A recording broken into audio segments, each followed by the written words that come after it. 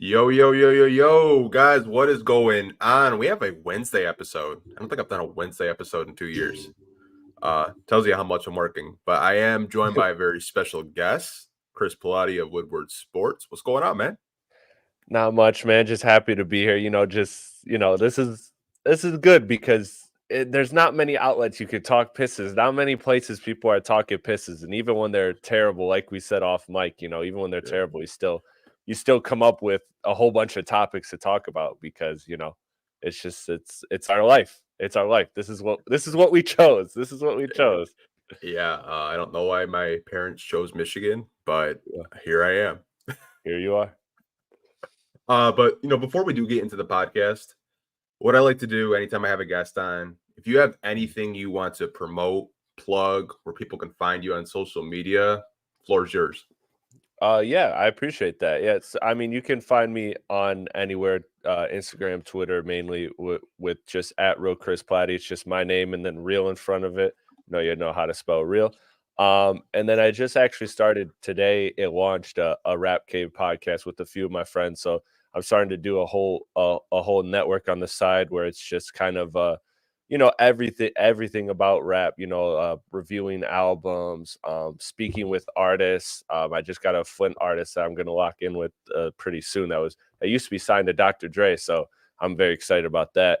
Okay. And so just doing a whole bunch of the hip hop music stuff. So if you're a fan of that too, tap into that. But as far as the sports go, I'm on Woodward Heavyweights every day, 5 to 7 on Woodward Sports, and just popping wherever I could talk Pistons and NBA truthfully. So It's so funny that we both worked there and I never got to talk basketball with you because I by the time you got in, I was leaving like I every know time. that's the craziest part too, because you never want to because my thing was when I got there, I had met you and I'm just trying to meet everybody, and be cool with everybody and make conversations. And you were somebody that I never really got to talk to. And so then I find out that you're the Pistons talk guy. And I'm like, that's crazy because in my head, I'm thinking, he looks like a baseball guy to me. He looks like a baseball guy. I don't know why. I just made that kind of assumption. I'm trying to figure out, who's into what because at Woodward, everybody loves, multiple sports, but everybody's got their one sport. And Mhm. so for you, I was kind of shocked it was basketball. So then I started watching the Pistons talk, and I'm like, dude, this guy is like a real life basketball nerd. Like this guy really, really understands the game. This guy's really into the game of basketball. And I don't know why I picked baseball for you for easy. I mean, I knew him, so I knew he was a football guy. It was just kind of funny, kind of mapping it out in my brain, just trying to find ways to talk to people. And then, next thing I know, you're on your way out. And yeah, it was just funny because I didn't know I had no clue that you would be like the Pistons guy of all people. Had I known that, man, me and you would have been best friends off day one because I was dying. Fast forward now, nobody wants to talk Pistons. When Kool-Aid's in the building, shout out to Kool-Aid. I get to talk to Yeah. Pistons with him. But other than that, man, everybody's like, Pistons suck. I don't want to talk about it. And it's just like, all right, well, just Yeah. talking about it doesn't mean it's not there. Yeah, I mean it's funny. Like I wish we could have more while I was down there, but like 'cause I remember when you were an intern, he's just like, "Oh, this guy's got all these podcasts. He loves basketball." I was like, "Oh, I'll have to talk to him sometime." And then I was just a moving part down there, like wearing Yeah. like 15 hats. But I'm glad we actually finally get to do a podcast. Shout out to Easy for actually setting this up because I told him I said, "Let me get Chris on a podcast." He's like, "Dude, you're gonna make his fucking day. Yeah. Just talking No, you basketball." did. You I was did like, because "Dude, we got to do it." he texted me and I was like, hell yeah. Cause like I said, I've been tuning into live streams. I know you guys thank you for shouting me out, you and James when James was on a couple weeks ago. And that was a dope conversation too. Like I said, I'm a fan of your work, and I'm a fan of the content that you make. I love the Instagram reels and stuff are always dope to see those. So for me, this is like I said, it's very cool that I get to talk with people that I respect and people that I know basketball because basketball is an all encompassing thing. Like we were talking about earlier, the cruise team way better than I do. I barely know anything about it. So like to be able to kind of like be in rooms where I can like pick people's brain on sports sometimes is really fun. Like sometimes you don't know the answers, and for some people they don't like that. For me, I love it because it's like if I don't have the answers, I want to find somebody who has the answers. So that's what I use your platform as a lot of figuring things out because you do a phenomenal job with your guests and everything. So it's fun, man. Yeah, eventually what I want to do is, have guests on like this all the time. I actually did, go solo because I had a podcast partner for over a year, decided to go solo in 2024 and just try to get guests on more. So this is Mhm. something that I want to do, going on. Like I'm trying to get like Ben Wallace on, like we're in talks, like Hell Richard yeah, Hamilton, like he hell said, yeah. we'll see. Like I just want to blow the F up. And I just want this to be a space for not only like, professionals or beat writers, just fans too. Like Mhm. like I've had people, I've sent them a link that I've never met them in my life, and I see their face. I was like, okay, then we talk shop for like a half hour.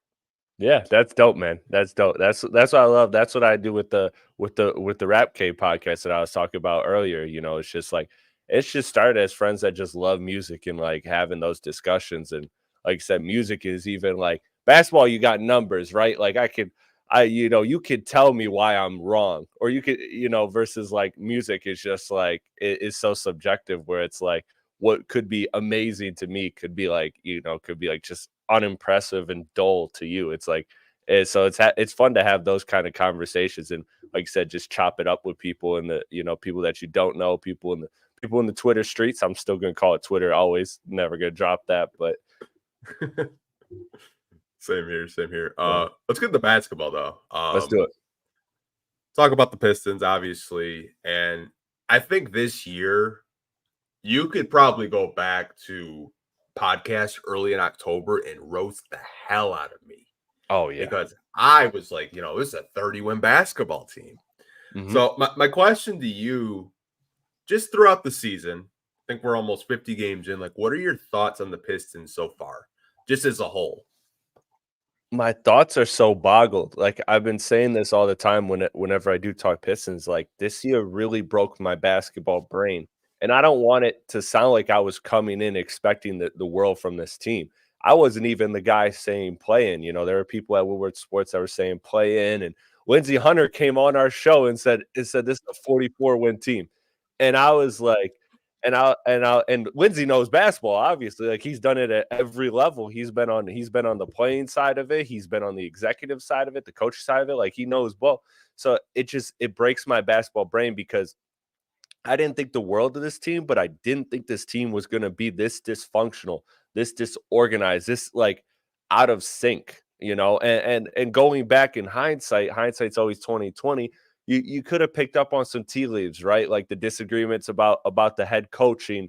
That's something that like I didn't think of because at the time I just thought Monty's a better coach than Kevin Ali, in my opinion. So I'm happy that we got the better coach, but not really thinking about how important coaches are to players and how different coaching styles and coaching preferences, affect players and their development and all of that. So, like, kind of those things that I know, but I wasn't really thinking of coming into this season. I was just thinking, look, this is a team that's getting Cade Cunningham back and a guy who I expect will have his best season of his career. Monty Williams, who is a great coach who has a history of developing teams that are Yeah. in this kind of stratosphere with the Pistons, similar trajectory.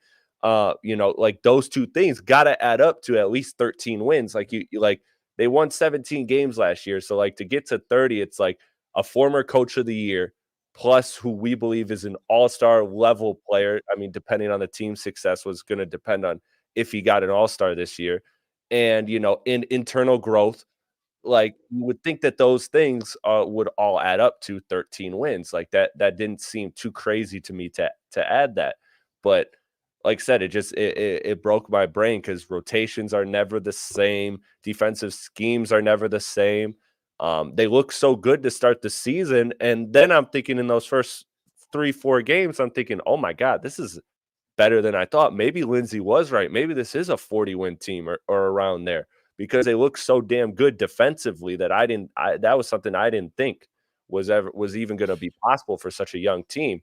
So it all just kind of breaks my brain, man. Like I don't really know what's wrong. I know Monty prefers veterans. I know Monty is trying to reset the culture. I know those things have affected some of the younger players. I know the the roster construction was meant for a different type of coach, a different style of coach.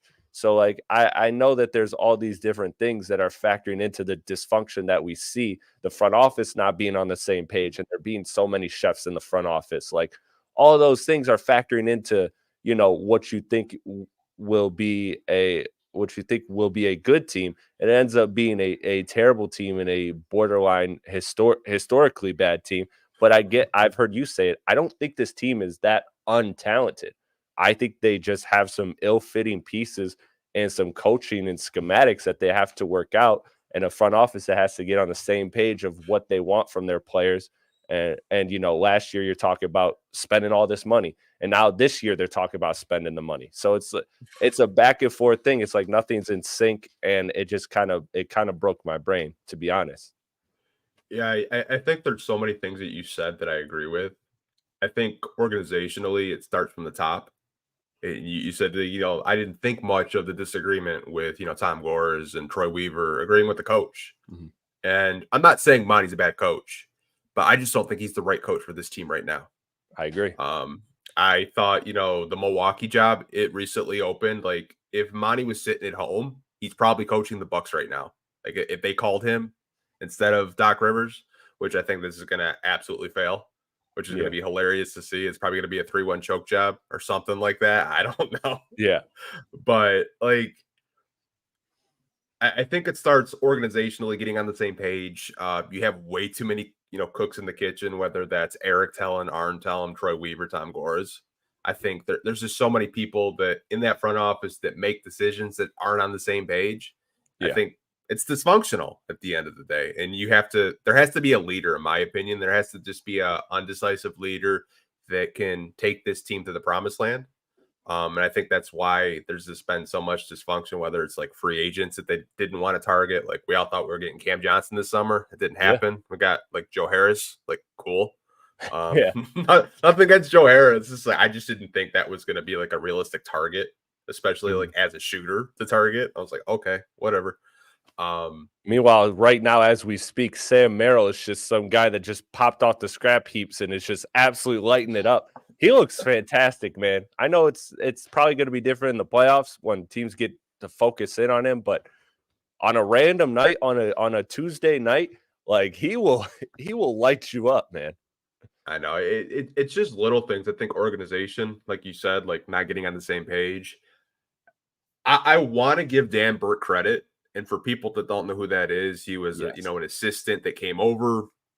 He was supposed to be like this defensive coordinator for the Pistons. He was a part of the Indiana Pacers teams that had like Jermaine O'Neal, Reggie Miller, Steven Jackson, all those guys. Really, you saw it in the first couple of games. I mean, the Yeah. Pistons weren't giving up more than like what 102, 103 points a game in Yeah, it was 2023. 102, 103. Yeah.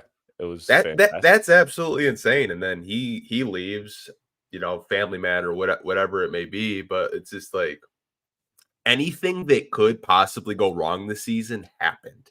And I Mhm. was so shocked because I wasn't like 40 wins like Lindsey Hunter, but I was like, 32, 33. I Yeah. thought like you said, Cade Cunningham coming back healthy.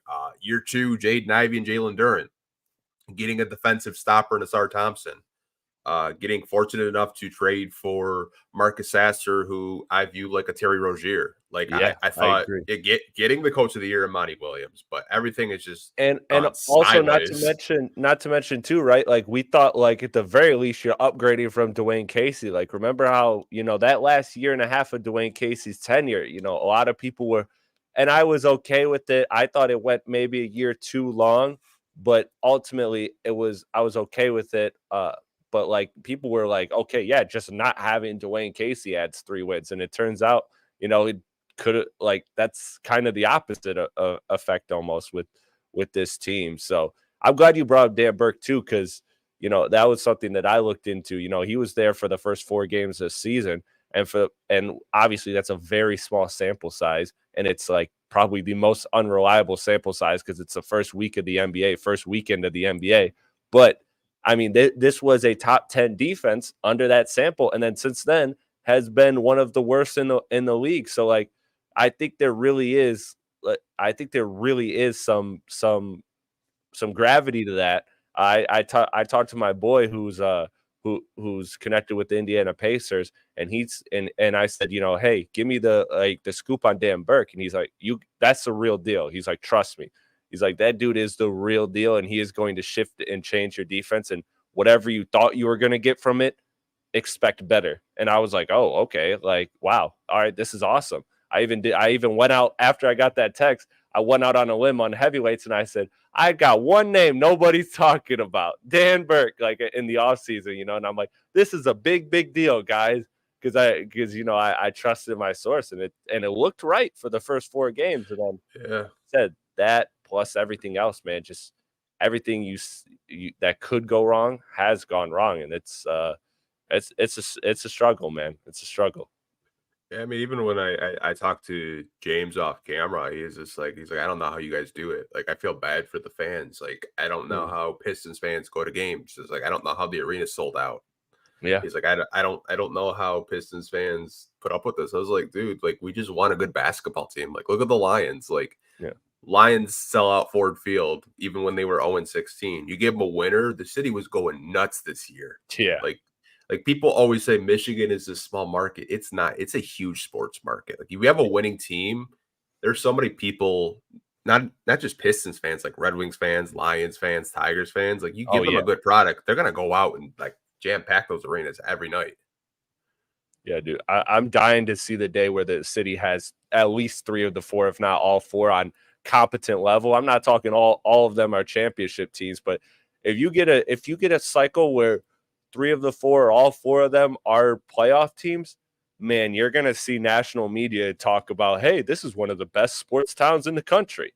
Like, yeah, no, like of course it is. It's one of the only sports towns that has all 4 teams to begin with, let alone has the love and the appreciation that these fans do. These fans just want to see winners. But like you said, even when they're losing, they're still there. But when they're winning, man, it's a huge difference. And I don't want to get too much into your topics. I don't know if it relates here, if it relates to another one of your topics you got going forward. But I am actually like I've been tasked with working on this vision. How do you change this team? What changes would you make, type of thing, kind of playing the GM role. So whenever you want to kind of tap into that aspect, whenever that touches on one of your areas, let's one of your topics, let's go ahead and get into that. But I figured I'd just mention that here while we're talking about, what went wrong. 100%. I love that, man. Absolutely love that. We could save that for the end of the podcast, kind of. Let's do maybe targets, trade targets, free agents, whatever. Absolutely. The next person I did want to talk about is Cade Cunningham. And, obviously this year, came back healthy. He had the knee injury for 2 weeks. Then he was a late scratch this week. So my question to you is, through his 3 years in the NBA, are you getting concerned with his injury so far? No, I'm not. I don't really think I would have assumed him to be more durable, if that makes sense, but I'm not concerned because I just, until somebody gets injured a lot, then I, or I get like a flag on their medical reports, like Cam Whitmore coming into the draft, like those kind of things. If you get told like, hey, Cam Whitmore's got the Brandon Roy knees, it's like, okay, now I'm worried about it. But like, there was nothing to ever think that Cade was going to have these injuries. And when you look at these injuries, they're not necessarily like, in my mind, I know people will be like, oh, because they've all been leg injuries, like, oh, they're all correlated and he just doesn't have good legs. I don't necessarily think that. It'd be one thing, like, to be honest with you, a player I'm way more concerned about injury wise is Jalen Duren. The fact that his ankle, he's had the same ankle get hurt, and he's hurt the other ankle too, but it's mainly been, I believe, the left, if I'm not mistaken. And it's the left or the right, but one ankle has been the predominant of his injuries. In fact, we looked it up. on the heavyweights, and the only injury he had beyond an ankle injury was in the NBA was a cervix injury. So Mhm. like it's always been when he misses games an ankle, and so I think back to like the Amari Stoudemire comps that a lot of people were trying to make with him, and it's like, well, Amari had the knees. This guy might have like Amari Stoudemire with the ankles. Like this might be a guy who's extremely talented. It could be otherworldly, but is he a guy that, his prime is more so 23, 24, 25 than it is 28, 29, 30?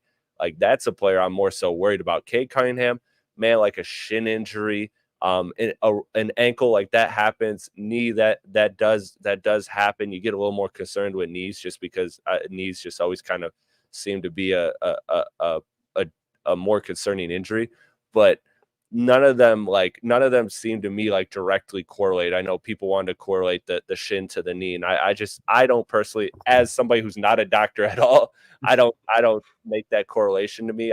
It would be one thing if it's the same injury, but to me it's not. So I'm not too worried about Cade Cunningham's injury or his durability. And the fact that he missed like a week or two. I mean, Luka rolls his ankle every year and misses like a week or two.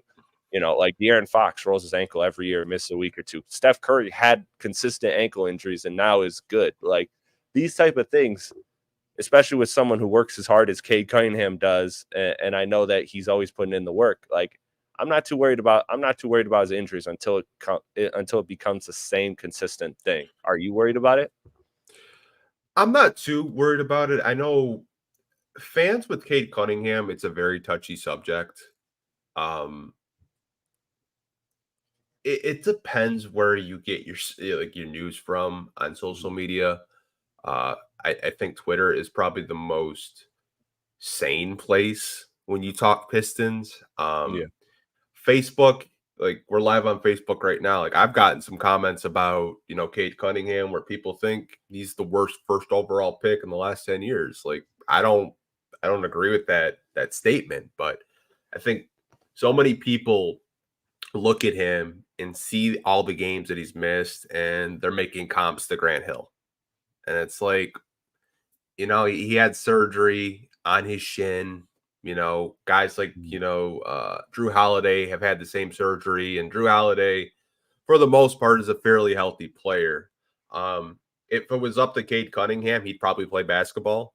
Like at the end of the day, he just seems like a hooper. Like he wants to play Yeah. basketball. I'm not too concerned with it, but I can understand from a fan perspective why they would be concerned with it because it's been ticky tacky injuries ever since he's entered the NBA. Like his very first injury, he stepped on someone's ankle during I believe it was training camp, and he was out for like 2 months. And people are Yeah. like, oh wow, like he's injury prone.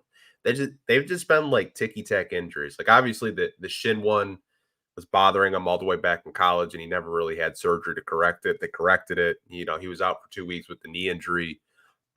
He comes back, seems a little bit, maybe not in basketball shape. That takes time. It takes like Mhm. maybe a week of just practices and games, but I'm not really too concerned with it. I just wanted to bring it up because I see a lot of fans talking about it, and Yeah. they're just fearful that he's going to turn into another Grant Hill. And I get it. It's the Grant Hill thing, but it's also the fact that the Pistons haven't had like a true star. I know people want to, Andre Drummond was a very good player, but I wouldn't call him a franchise piece. And I think in fact that's why the franchise never went further than, the bottom of the playoffs is because Drummond just couldn't be your lead guy. So like this is a guy who we all look at as like this could be a lead guy. This could be the guy for us. So I think that there's that built-in paranoia of, oh my God, we haven't had this, just like all season long with the Lions, right? To use a Lions analogy, all season long, you're talking there's still people that are like, oh my God, when is the ceiling gonna collapse? When is this all just gonna pull out from under us and we're gonna be a terrible team again? Like there's that innate fear of having, losing season after losing season, and so I think that's part of it from the fans' perspective.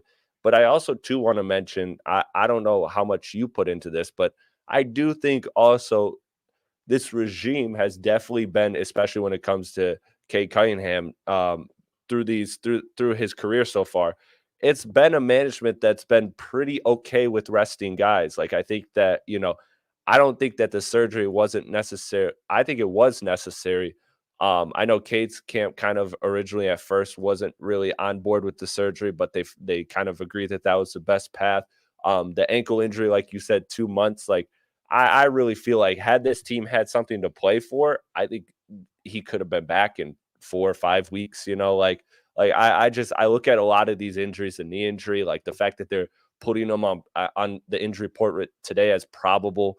Like it all to me kind of goes back to the management of wanting to rest this guy because, like you said, he is a hooper. Like I do think he just wants to always go out there, always play. That's just his DNA, and I think this management, has been pretty okay with tanking. Like I think they've been pretty okay to like call a season early. Yeah. And so I think that kind of plays into it too, and it adds like an extra game or two, in my opinion. I don't know if you agree with that. No, I do. I've kind of been a little bit critical on the medical staff, Mhm. especially with the Monte Morris stuff. I know that's off topic, but No, yeah, ever that's since weird too. yeah, ever since Arnie Kander was no longer with the Pistons and Mike Abdenauer, this Mhm. team has been really unlucky with injuries and unhealthy. And like Arnie Kander is working for an NBA team right now, and I doubt people know that. Like he's working Yeah. for the Orlando Magic. They really haven't had that many injuries, and they're having a really good season. Yeah. And like That's a good they point. promoted him to like pro director of like physical therapy. Like shout out to him for that. Like Has it been and I don't know the answer to this. Has it been the same staff since he left, or has there been changes throughout the years? they've gone through one medical director, and he's been here since the Reggie Jackson, Andre Drummond era. Okay. So still the same. Yeah. Okay. But I mean, like I said, overall, I think the medical staff does an okay job. Mhm. I just think of like, Mike Abdenauer, who was with the Yeah. team for, Elite of elite. Yeah. 20, 30 years, Artie Kander, coming up with like creative ways to like keep guys in games. Like Rasheed Wallace talks about him all the time of how he used to tape him up like 30, 40 minutes before a game so he could play. Yeah. Like Yeah. it's absolutely crazy.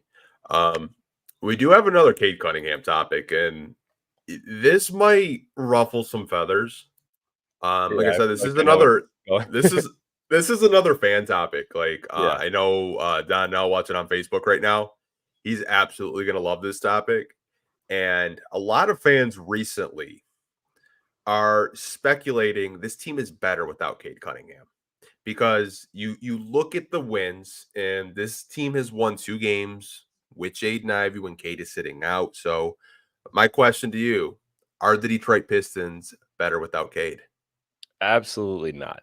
Absolutely not. I think what they are is a more simplistic basketball team without Cade Cunningham. And I think that right there in and of itself in a regular season where you're getting teams that know the Pistons are the Pistons and they're not going to give their best effort, I think that leads to some wins. No discredit to Jaden Ivey. And I think, Easy's always the one hammering the Ivy and Cade don't fit, blah, blah, blah, all of that. I think there is some truth to that right now. I think they can grow into a better fit than they are. But I think that when you take out Cade Cunningham, I think Ivy's style of play is just a lot more simple. I think and I think that that's actually a benefit to this team because, like we said, it's at the top of the show. It's a mismatch of a whole bunch of pieces that don't necessarily totally fit. And I think that, taking things out, can sometimes make it a little bit easier. So I don't think that this team is better without its best player. I think Cade Cunningham is the best player. I know he's got the turnover problems. I know he has inefficient games, but I watch that guy through and through, and I go, this guy is the best player on this team, and it is very, very clear. Like I know we have the nights where Boyan just is a blowtorch and he's dribbling it up and he's bringing the ball up and just jacking threes, heat checking, and it's fun. Don't get me wrong; it's entertaining in this season that's been pretty lack of energy or lack of excitement. But no, this team is definitely not better without Cade Cunningham. I just think that Cade Cunningham's style of play is difficult and it hasn't necessarily been supported. And I think that goes back to the front office and the pieces that they're surrounding with them versus I think that without Cade Cunningham, it kind of just becomes a simple like, okay, now we don't have to worry about Cade and Ivey, doing their thing and figuring out who gets what minutes and how the rotation works. And now we could just give Ivey the ball and let's go. Let him run 100 pick and rolls, and we have that identity from last season when Cade Cunningham was out. So it kind of just almost snaps into place. But I think that if you want a higher ceiling long term, and you're not just talking this year, then I think Cade Cunningham is clearly the player to build around, and I don't think there's a question of that. And I don't think there's anything to it. But if you want to argue in the short term, I guess I see why people would say that, but I still strongly disagree because I don't think Cade's talent is hurting this team. I just think that this team has a lot of things to figure out, and it's not all on Cade Cunningham, and it's not all on Jaden Ivey. I think it's a lot of people. Yeah, I think a big reason why they're winning games is because of the trade for Mike Muscala and Danilo Gallinari. You actually got guys that are real NBA players, and you're Yeah. not playing Isaiah Livers, who is probably the worst 3 and D wing in the NBA. He can't hit threes and he can't play defense. Even Washington hasn't even played him since the trade. And you're not playing James Wiseman backup center minutes. Yeah.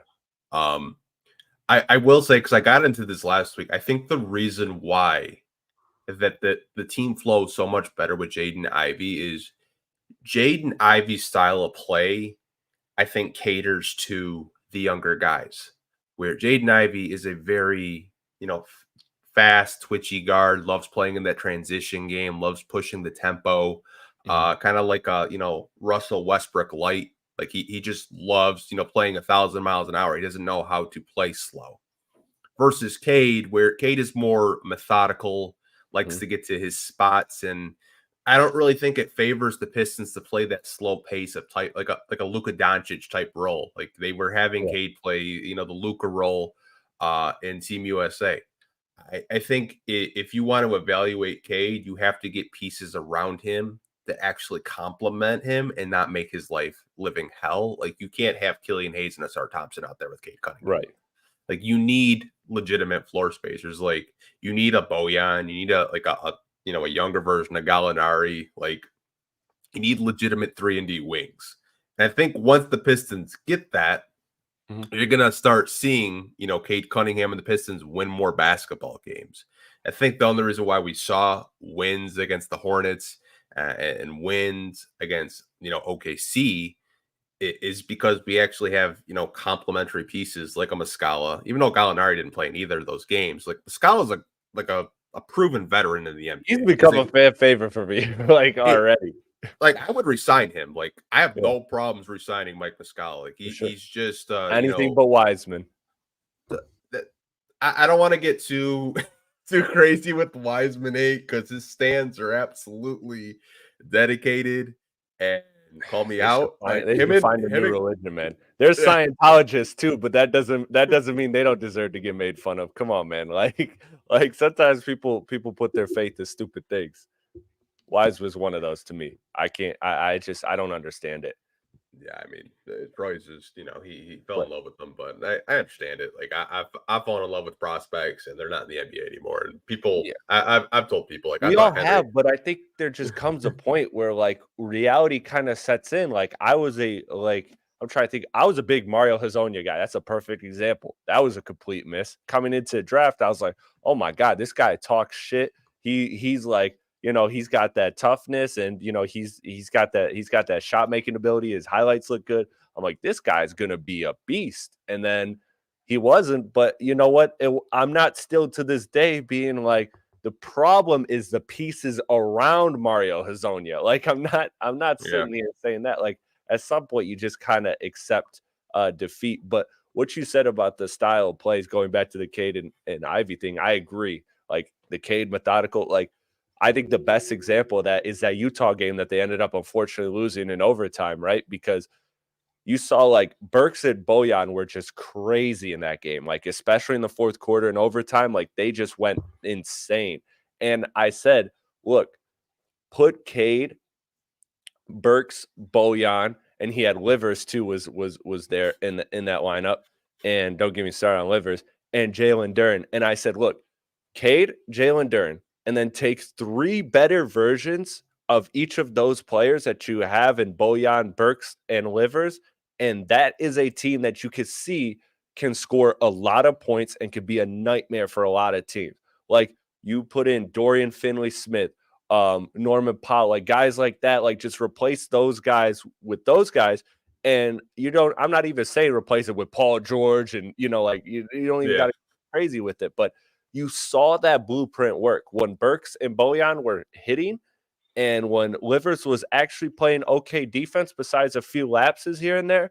Like, all of a sudden you have a very, very good team. You have a 1-in-5 pick and roll that could be very dominant, and then you have shooters to spray around that. Like, it works. I don't understand why that's hard for people to see. Like, that's been my frustration with the front office is how hard is it to get 3 solid 3-and-D wings around Cade Cunningham and Jalen Duren and let it rock. And I understand you got Asar, I understand you got Ivey, but I think those players can fit around those guys too, Mhm. So, like, but I agree. It's a roster construction, like I said earlier, that's kind of failing Cade Cunningham.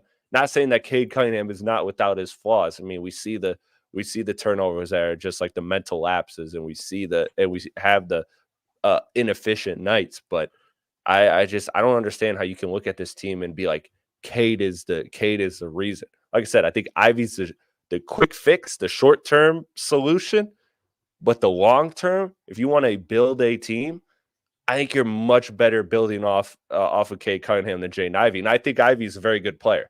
I think Ivey's a very, very good player. I just think Cade Cunningham is a better foundational building block, and that's who you should be acquiescing to, not Jaden Ivey. If you have to choose, I don't necessarily even think you have to choose yet. I think that's what this season is about, right? Figuring out, do you have to choose between those two, or can it work together? I mean, yeah, you even saw tonight, like they were taking turns taking the ball up the Mhm. court, and that's something that I've been just hammering home to a lot of fans that are like, the Easies of the world, saying, they don't, fit together. Like Ivy and Cade Cunningham can't fit together. I think Yeah. you could play Cunningham off ball if you wanted to. I Mhm. mentioned throwing him at small forward, have him play that Jason Tatum role, have Ivy run Yes. the show. They're Easy like, cooked me for that. He cooked me for sorry, I don't wanna interrupt you, but I really like this is something that I get ridiculed about every day, is I know that, people make the Luka comps for Cade, but what I see is, and I'm not saying those Luka Harden comps aren't there for Cade, but what I also see is a lot of Tatum and Booker shades in his game too, right? Like, where he could be the all-ball guy, and that's what we saw at the start of the season, right? When Killian Hayes was starting, we'd watch in the first quarter, Killian would bring the ball up, they'd set a pin down for Cade to come up, like, and get the ball. Like, they'd give Cade an off ball action. So he's definitely comfortable being an off ball player as well. So I think, again, I think it can definitely work. Sorry to interrupt, but I just like, no, and I no, get I get so much shit for the Jason Tatum thing, because, like, I'm like, he's Jason Tatum in my eyes. He's like a little bit of Jason Tatum, but a better playmaker and not as good of a finisher around the rim. yeah, I mean, I think some people just aren't as high on Cade Cunningham, and the other reason why they're not as high on him is because the wins haven't translated Yeah. yet. I think if the Pistons right now, like this, like hypothetically, like if the Pistons had like 25 wins right now, and Cade was the first overall pick, this wouldn't even be a conversation. Yeah. Um, I think the roster construction has been an absolute joke since drafting him. His best spacing was like Jeremy Grant Yeah. his rookie year. Like that's the type of player you need next to him. You need I think Cade can be a 1B. I think you need to find the 1A.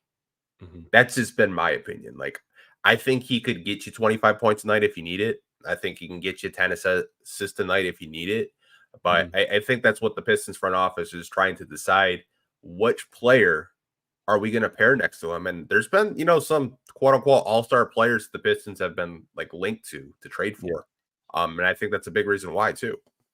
Yeah, I agree. I agree with that, man. Like, the 1B thing, I definitely see a world in which that I think his ceiling, his absolute apex ceiling, and based off the start of his career, he is probably not going to reach that. My friend and I like to have this conversation. If you simulate a player's career 10 times, like, what version is this? Is this like a 7, an 8, a 2, a 9? Like, we always say Kevin Durant, it's like a 6 or a 7. Like, he's gotten success, but like Kevin Durant could have been like much better than what he is legacy wise, player wise. Like, I think Cade Cunningham, maybe he's not reaching that, but his 10, his best version of him, like he is a 1A, but you're right. Maybe is like this realistic version. Maybe he's like Dame and Giannis teaming up, right? Where it's like, holy, like this is two top 12 players teaming up, like, and he's like the 1B guy, but he can be the best player that night or any given night. Because I also think with Cade's game too, what makes him interesting is that he's not so purely score based like Luca. And I know Luca gets more assists than Cade and more points. So like I get why people don't like that comparison. But for me, it's like he's not as Luca like, because Luca is to me always hunting a shot, and then he'll make the pass when somebody's completely open. Versus like I think Cade likes to have the ebb and flows of the game. I think he likes to, play off ball for a little bit. I think he likes to then have the ball in crunch time and go Luca mode and play the first like 40 minutes like Tatum and Booker, and then the last 8 like like Luca and Harden. Like, I think he kind of likes having both of those things, and that's kind of tough for the front office to build around, and not making excuses for them, because I think, like you said, they've done a poor job. They've been consistently drafting the talent guy versus the fit guy, and now I think you're seeing 4 or 5 guys that we all think are pretty talented individually, and we could all see them having success on other teams. But together collectively on this team, like, if you're telling me the 4 best players on a championship team are going to be Cade, Ivy, Asar, and Duran, I'm just not buying that. Not because those each individually can't be the 4 best players, or the 4 or a top 4 player on a championship team, but because these 4 together do not fit well enough. Like, what's the last team where the 2 best players were not a good 3-point shooting team and they won the championship? It's the bubble Lakers, and people want to make that, comparison. But even those guys were shooting better from 3 than Cade and Ivy. So like, Yeah. like elite shooting, and none of Cade, Ivy, or Asar project to be that. And so like, that's, and obviously Duran doesn't either. So you need 4 guys who are extremely talented, and I think the world of, but I think they each can 2 of them fit together? Sure. Can 3 of them fit together? Maybe, depending on roles. But yeah, all 4 of these guys together, I just, unfortunately, I like their talents. I think Troy did a great job identifying talent, but I don't think he identified fit. Yeah, 100% agree. Before we go into the next topic, the Pistons are actually beating the Cavs right now. Are they? Yeah, 6 minutes left, 109, 106. Danilo Gallinari has 20 points. Vintage Sheesh. Gallo. That's some like Denver Danilo Gallinari. Shout out to Gallo, man. Like Yeah. that's That's a insane. I'm player I looking at love, the man. box score right now. So I was just like, man, I'm that gonna is pull it. that. I gotta pull that up myself. I gotta see what we're working with. Yeah, That's up cool. 3 with 6 minutes to go. I think there's a timeout, but that's actually pretty crazy because the Cavs are a hell of a Eastern Conference team right now. They've been on fire, man. They've been on Yeah, fire. And now maybe maybe they're gonna be bad again now that they're healthy. Like, but again, that speaks to what we're talking about with Kate. Like, Cavaliers, fan base can have that conversation right now. Are they better off without Evan Mobley and Darius Garland? It's like, no, they're not. Like, the fit is easier, it's simpler. You play Mitchell and you make Allen to basically be Rudy Gobert back like Utah again, and it's a system that those guys are comfortable in, and it works. Like, sometimes it's like the simple solution isn't the actual best long term for the team. yeah. I mean, it's funny. Someone said it's Gallinari's a top 5 Piston right now. I mean, I would he's playing I that would way. have I would have loved Gallinari like even 5 years ago. Oh yeah, The man. perfect stretch for like that guy's been a sniper since his Denver days. Yeah. Um, always used to pick him up on fantasy. But I Oh did yeah, no, want to he's get a good one. they want to get into the next topic. That's good. And it's basically trade rumors, right? There's been so many trade rumors linked to the Pistons. Most recently, Zach LaVine, Miles Bridges to an extent, and we even saw DeJounte Murray. So my question to you is, Do any of these trade rumors interest you or intrigue you as a Piston fan? When you look at guys like a Levine, who's been an all-star, you look at, an athletic wing like a Miles Bridges, a two-way guard in DeJounte Murray. Would you think any of these guys could help fix the Pistons, quote unquote? You know, I again, fit wise, I don't like two of those names. I don't like DeJounte and I don't like who's the other guy you named in between Levine and uh Miles Bridges. Miles Bridges. Yeah, I see the appeal. I personally would stay away unless it's a real buy low type situation, which I assume it is. But again, you're talking assets at like that's where I want to get into. It's like the cost of these players. Like I know the Bulls fandom had like some crazy tweets about what Levine would go for to the Pistons, and that's just not true. But uh like Levine is a guy that, and I one time was so against Zach Levine that I made a list to my friend to prove a point of 100 players I'd rather have than Zach Levine in the NBA. And keep in mind, he's way more talented than 100 players in the league. But like, I was like, oh yeah, well, Pat Bev is on a cheap contract and Zach Levine's on an expensive contract. And Zach Levine hasn't won 30 games in his career at that point. That was right before he went to, he had the good season in Chicago. Like, I was just so anti Levine. But you know what? I'm looking at that contract and I'm looking at it as, yeah, I don't necessarily love that contract, but like if it's a situation where you're just dumping off, like you're just straight up, you're not giving up assets, you're not giving up picks, you're not giving up like any of the core guys, like I mean, are you doing like if they just say, F it, we're moving in a different direction? Because let's look at the actual market. Like the Lakers don't have really any interest in him. They're pursuing DeJounte Murray right now. Like there's just no market. It's been reported all through the year that there's just no market for Levine. So if he's just a salary dump, like Wiggins is a guy right now. Golden State's talking about attaching a first to get rid of. I think Levine is obviously better than that, but Levine's contract scares so many people that I think if you could talk them into, hey, we'll give you just filler. We'll give you a flyer on Wiseman and filler and just get Zach Levine off your hands, clean up your books. Then I think, okay, I'm down for that because I'm looking at this free agency class and this free agency class is nowhere near as good as last year's.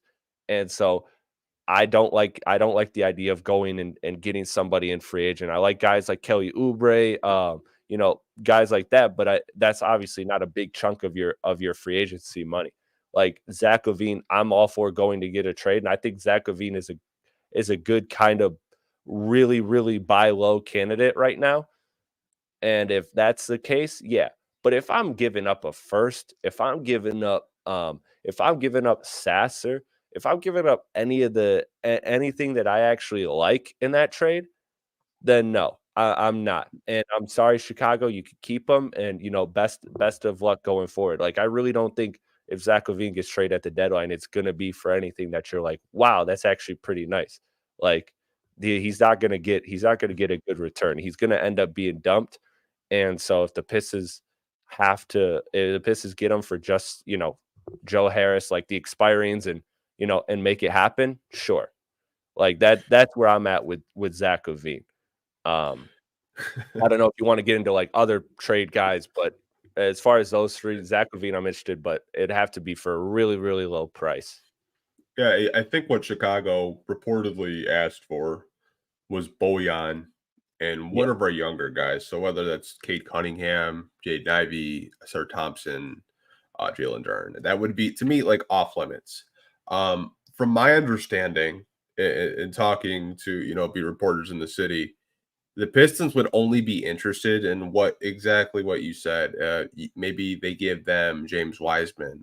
Maybe yeah, they throw in like a Joe Harris in there. Like if the Bulls strictly want to do a salary dump, the Pistons are willing to entertain that offer. Now, yeah, obviously, he signed a huge 5-year, $250 million contract. I think everyone exactly. knows that. They understands that. But at the end of the day, he's an all-star. He's a 25, 5-5 guy. He could fill it up. He'd probably average 30 if he was playing for the Pistons. I think fit-wise and just basketball-wise, it would make so much sense to pair Cade Cunningham next to a guy that can create his own shot, get to the Yeah. basket. I think it would take a lot of stress off of him. But at the end of the day, you do have to come back to the contract and you have to ask yourself, are we going to give Cade Cunningham that max rookie contract extension that Tyrese Mhm. Halliburton just got? When we're going to be paying Zach LaVine up to 40, close to $50 million when his contract is ending. I just Mhm. don't think the organization right now is ready to make a big splash move like that. Mhm. Um, in terms of the other guys, for DeJounte Murray, like, yeah, I just don't know. It's just like, why not just develop Jaden Ivey because he could possibly turn into a DeJounte Murray type player? Yeah. Like, they're obviously DeJounte Murray's a way better defender. Like, right Mhm. up the bat. I'll be the first to tell you, Jaden Ivey's I don't know, defense. these Ivy blocks, man, they must be a real thing. Like, they're starting to be a real thing where enough of them are happening. Like, okay, damn, Ivy, all right. No, I'm joking, but I have been impressed with his energy effort recently on the defensive side of the ball. I think he definitely has the physical tools to be all right. But yeah, not DeJounte or what he was at the beginning of his career. Like, dude No, was one of the best not defenders in the NBA. yeah, not like San Antonio DeJounte Murray. I mean, that was like the one thing Yeah, coming out of college is he was a good defender, and then he dude, him developed and his Kawhi. offense. Oh my God, bro, how do you bring the ball up? Literally, like that'd be nasty. Yeah, Um, for Miles Bridges, I know there's been interest from the Pistons standpoint hmm long before the domestic violence. Like right. they planned on signing him this summer before that happened. Like they were Mhm. willing to throw him an offer sheet. Yeah, apparently he has a lot of fans in the Pistons front office. There's some Michigan State alum that really like him, Of course. but I think Me someone too. said it in Shout the out. what's that? Oh yeah. Me too. Shout out. I think the biggest thing with Miles Bridges and why I don't think the Pistons would trade for him or even sign him, even though he's going to be a free agent, um, is the off the court stuff and what they're dealing with Rob Murphy right now. It would be an absolute PR nightmare, in my opinion. Right. It like I've told people basketball sense. I said that's the type of wing you need. You need an athletic wing to run up down the court, defend a little bit, spread the floor, get to the basket. Like he makes so much sense basketball wise. Absolutely. But I think the off the court stuff, unless Troy pulls what he did with Josh Jackson when he was here in Detroit, and like you're going to be living across the street from me, so I can keep an eye on you. I just don't see it working. I Mhm. really don't. I agree. I agree. Yeah, the Miles Bridges thing, like you said, the theory of like who he is as a player, not as a person, like removing that part, yeah, it fits. It fits very well. I just think, like you said, with all that's going on in the organization, plus, I'm a firm believer in giving people chances, and and I'm all for that. I just think that I just I do worry. I believe I want him to get a chance, but I don't necessarily want it to be with the Pistons. Like I want, as a human, I want him to get a chance to become a better man and do right by everybody. But I don't have that interest because I do start to worry that with the multiple reports of incidents, like maybe this is a part of him, and getting into sports psychology too, like, oh, why is it so common in the NFL? It's such a violent sport. Like you almost have to be wired such an aggressive, ultra violent way just to be able to even make it in that sport because it's so cutthroat. Not justifying the actions by any means, but kind of rationally explaining why it is what it is. And maybe that is the case for a guy like Miles Bridges, unfortunately. And so I root for him to get a second chance. I just wouldn't want it here because, like you said, everything that the Pistons have been dealing with, on top of the fact that I am a little worried that he's not that he's not going to redeem himself. And I know nothing about him. Never met the guy. Never talked to him. I went to Michigan State the same year he did. But I never got to meet him. Never got to have any type of conversation with him. So I have no clue what type of man he is. And I'm not trying to speak on his character. I'm just from the outside making my assumption, which can be totally wrong and doesn't and shouldn't hold any weight to anybody.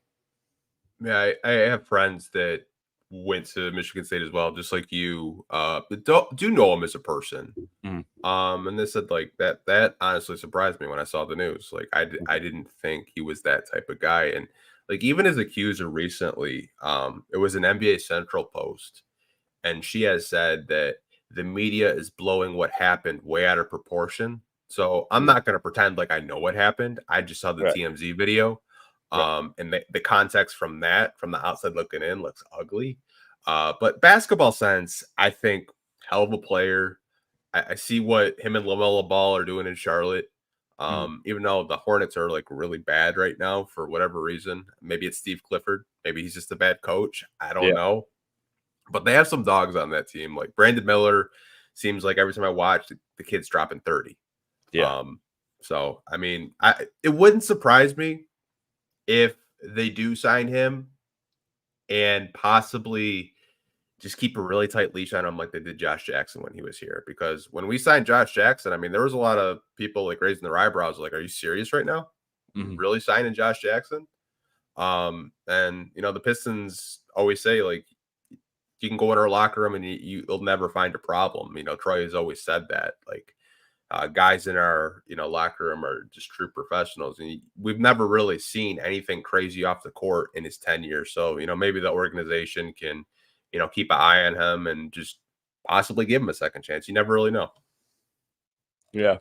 Yeah, like I said, as a human being, I root for him to get another chance. I really do. I believe that there's very few things on this earth that don't deserve the second chance.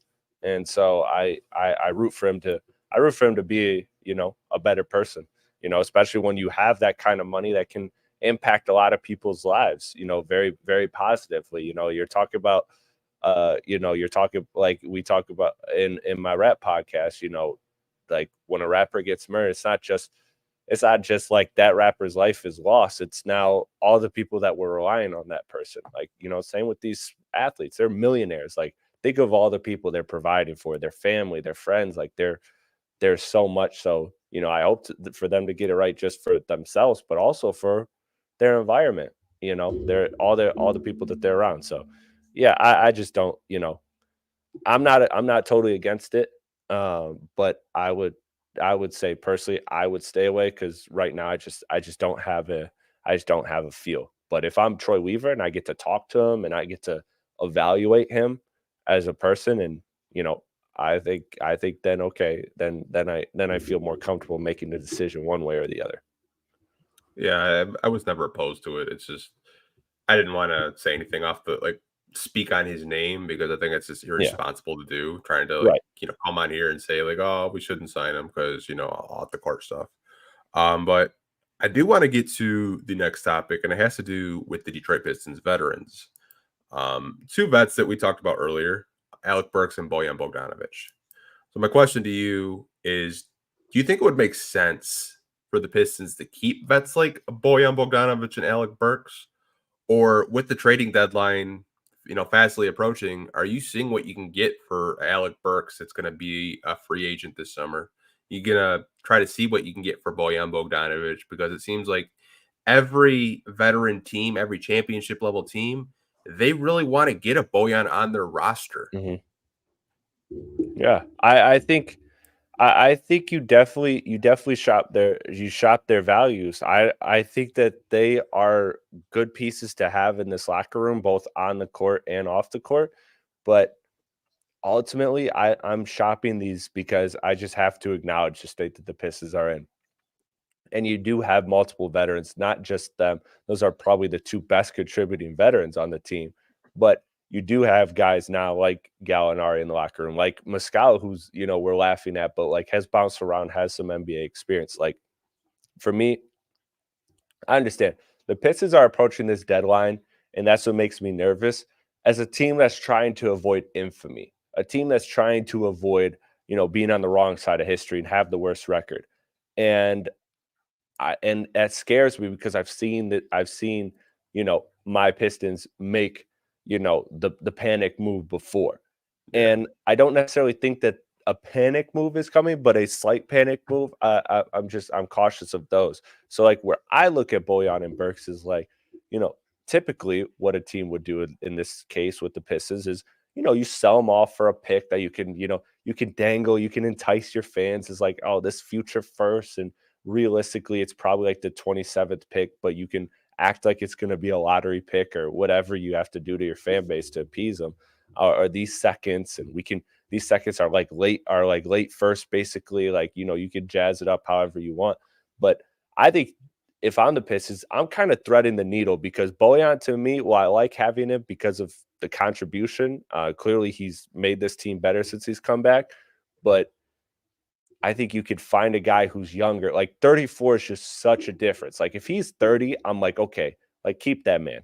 But 34 is literally, 10, 12, 13 years older than some of these guys. Like it doesn't really make too much sense to keep a guy at that point long term. So what you could do is I don't know if you've thought like this, but if I got Bojan, I'm making two calls. One, I'm making a call to the Knicks and seeing, okay, for Fournier and Grimes, or you could give us back the rights to our picks. Like Mhm. you could just free up those protections. And that way, New York is essentially not even giving up really anything. They're just relinquishing a protection. And that allows the Pistons more flexibility to make trades for picks if they want to go in for a star in the summer with all this cap space that they have, or getting a guy like Quentin Grimes, who I think is a young, good player that's kind of fell out of rotation and I think has real value to a team like Detroit. Or the second call I'm making is the New Orleans Pelicans, because that is a team that is loaded with a bunch of players that I really like. Like Najee Marshall, like how many times do I got to watch this guy go from out of the rotation to scoring 20 points? Like Herb Jones is a guy that they consistently ranked over Cade Cunningham in top 100 lists in the NBA ridiculously. Like, and I like Herb. He's a good player, but obviously he's not Cade Cunningham. Like, but those kind of players, like the New Orleans, they have just one too many good players. Like they can definitely package two players to get a better player, and you can kind of thread the needle. You're getting a younger guy who kind of fits more so your timeline, but also can kind of step in and contribute right away. And you don't have to necessarily like go the route of just getting picks and then selling a fan base on picks per se. Burks, it's probably a couple second rounders. So I think Burks, I'd be way more inclined to keep just because I think second rounders are cool. Like Troy's shown, hey, package a couple second rounders, get back into the first, get a guy like Sasser. Like I like that kind of move. But um I'm not totally against keeping Burks because I think he is a contributing player on this team. I understand this team wants to avoid having the worst record in NBA history. But if I'm Bojan, to me, he's a little too old. I think he's a damn good player. I think he's helped this team a lot. So I think you make some calls on him. But Burks, I definitely don't mind keeping because I do believe in the value of a vet in the locker room. Where are you at with him? I think with Burks, and I heard something the other day, and I was just like, it almost kind of made me sick to my stomach. And like, I like Alec Burks as a player, I do. But there are times it looks like he thinks he's Kobe Bryant out there. Like he doesn't pass the ball at all. He just shoots it. Like there'll be Yeah, possessions where he just does not pass the ball. And obviously, I get he's a vet. He's gonna be a UFA. I heard they want to bring him back. And I'm like, there's no way this guy is coming back for 10 million. And you yeah, have, a projection anywhere from, 50 to 60 million dollar in cap space. I could only imagine what a price tag for him could be. Probably 15, 20 million to bring him back. Like straight yeah, up. Like I could see the Pistons doing that. Like, spending a majority of their cap space to bring back a vet that has had his moments here, but hasn't really contributed to winning. He's not a vet that has actually helped this regime in the win total. For yeah, me, I would try to sell off on Burks, and I know Houston offered multiple seconds uh, for Alec Burks when the Kevin Porter Jr. stuff happened. Detroit didn't want anything to do with that. They rejected the trade. Don't really know what they're looking for, but I can guarantee you there's be contending teams out there that could give you something. If you're looking for picks, they'll probably give you picks. You're looking for maybe a guy at the end of their bench that they don't really use a lot. Maybe they could do it that way. He's on a cheap deal, like $10 million. You can get a quality player for $10 million, in my opinion. yeah. I Um, agree. As for Bojan, I think I struggle with this, but it's because I talk to reporters and they say, well, the Pistons want to be good next year and they want to keep Bojan. I'm like, okay, I he's get that. 34. Like, I don't know how many more years this guy has left in the tank. I would assume maybe like another year or two, Mhm. especially the way the Pistons use him. Like, Bojan should not be getting 15 to 20 shots a game on a Yeah, rebuilding Pistons team. He just shouldn't. He shouldn't be your second leading scorer behind Cade Cunningham.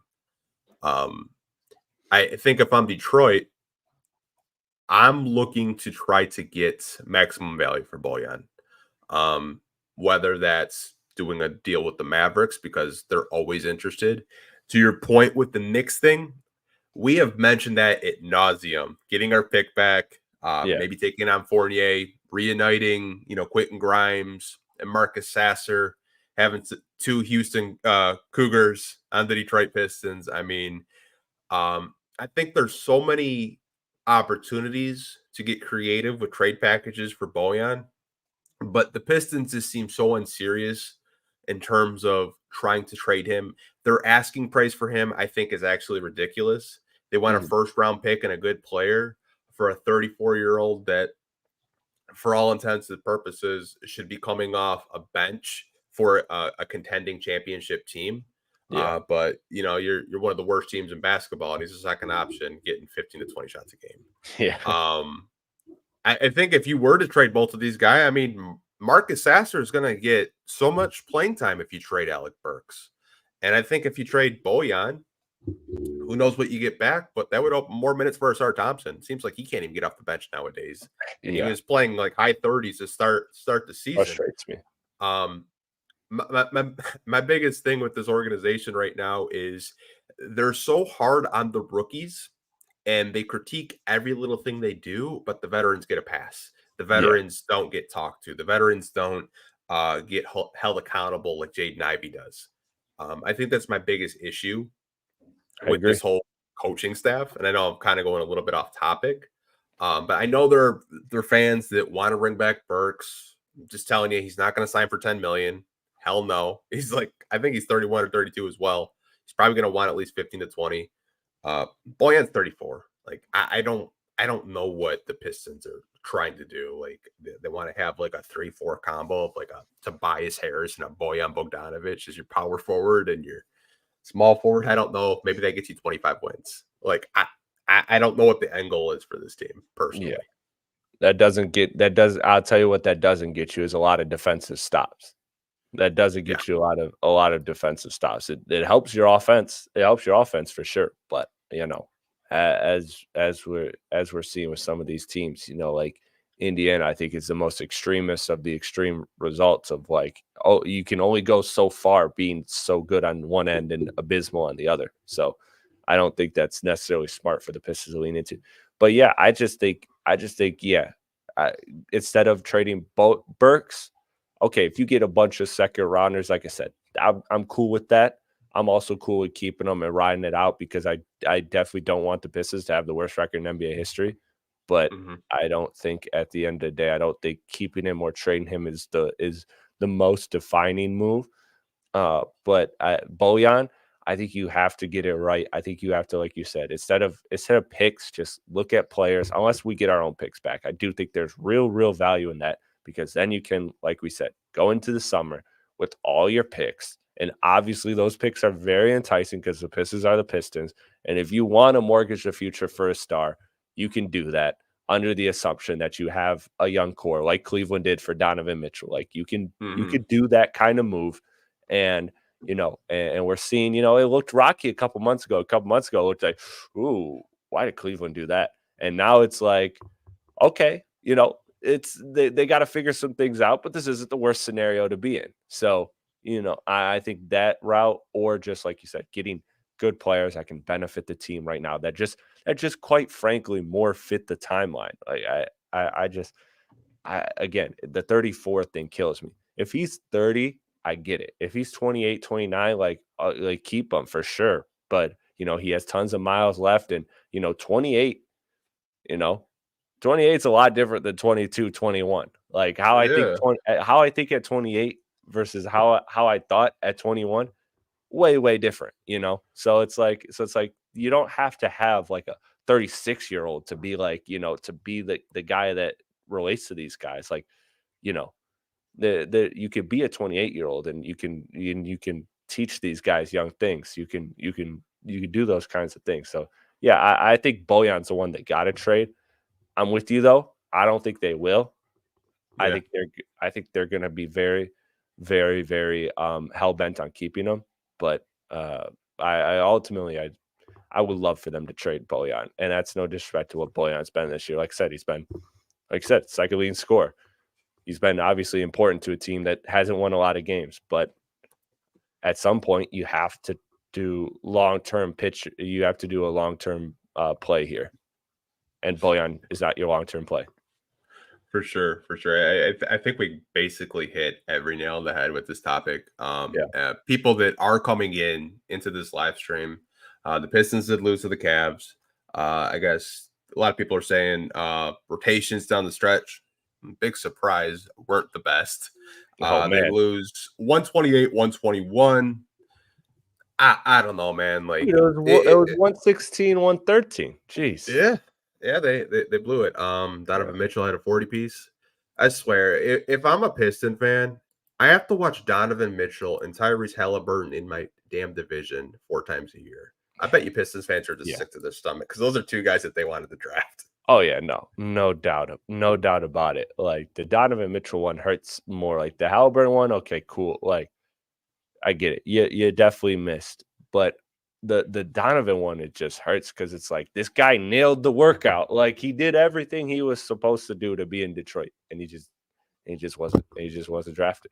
And you Yeah. know, Oh man, it's crazy. One of the topics I want to talk about. I don't know if you pay too much attention to like All Star Weekend and stuff like that, oh, I but love it. the Pistons have 2 representatives for the Rising Stars game. As you guys know, you have Jaden Ivey and Jalen Duren, returning to the Rising Stars game. They were rookies last year playing it. They're going to be sophomores this year playing in the game. But my thing is, 2 rookies that the Pistons had drafted this year, they didn't get invited. Sar Thompson didn't get invited, or Marcus Sasser. So, my question to you is: do you feel like they got snubbed from the Rising Stars game? In all theoretical checks and balances, if everybody is watching the entire Pistons season, yes, they got snubbed. If you're just on the outside, like everybody else that's not in our bubble and is watching the league, and the Pistons are the Pistons, and so you've caught maybe at this point like 2.5 games to this point, like then no, it makes sense. But like when you watch that first month, how on earth do you not like think the world of Asar Thompson? How on earth do you not think, wow, Marcus Sasser was a real gem? Like these guys have had very good games. I think they're very promising. I think you can make the argument that they are more talented than some of the players in this Rising Star game. However, when you look at the full body of work, it makes sense. Like Asar's averaging what, like 8 points and 5 rebounds, or 6 points and 5 rebounds, something like that. Like his stats are not otherworldly. But again, like we spoke about, it's because the coach just gave up on him. Like they just pulled the plug on him. And so it's like, it's frustrating because it's like, yeah, he's not performing well now, but it's like, I don't think it's his fault he's not performing well. So I just like, from a logical standpoint, they didn't get snubbed. But I think when you watch these guys, yes, they have shown the talent to be able to be in this game for sure. But I also get it. I also get it too. Like, you're gonna give the Pistons, the worst team in the NBA, 4 spots in a game. Like, come on. Like, like I get that the whole team is young, but it's like damn, like it's the reverse conversation of the All Stars, right? Like, do the Lakers deserve 2 All Stars? Do the Pistons deserve 4 rising stars? I don't necessarily think there's. I think you can make an argument that they don't, and if so, then they took the right two for sure.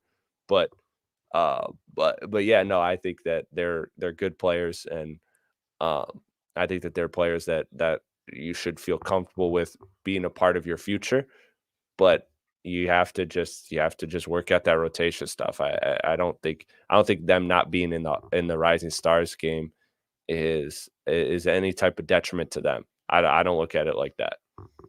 Yeah, I was kind of surprised neither of the Thompson twins got invited because I thought just marketing wise that makes so much sense. True. For people that didn't get to see the list, I'm about to put it on the screen so you guys can see it. So this was the Rising Stars list. You guys could see the sophomores: Paulo Magcaro from the Magic, Dyson Daniels from the Pelicans, Durden and Ivey from the Pistons, obviously Walker Kessler from the Jazz, Benedict Mathurin from the Pacers, Keegan Murray from the Kings, Jaden Sharp, Jabari Smith, and Jalen Williams. That sophomore team isn't losing. I'm sorry. Yeah. That rim protection and defense is actually absurd. For the rookies, they got Coulibaly from the Washington Wizards, which he's a nice player. I've watched him, but I was kind of surprised he actually got the nod. Yeah, he's solid, but like you can make the argument for Asar. Like, Yeah.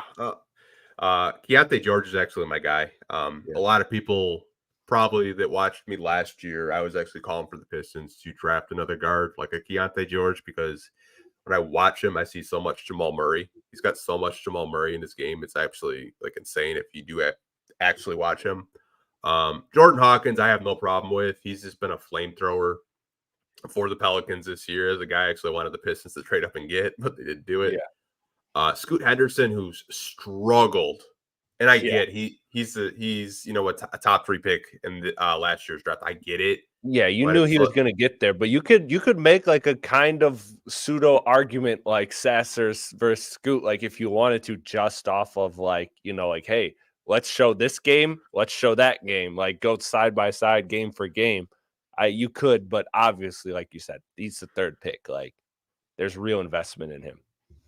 Chet needs to be Yeah, in that game. It'll be interesting to see Jalen Duren and Walker Kessler against Chet Holmgren. See if he gets bullied.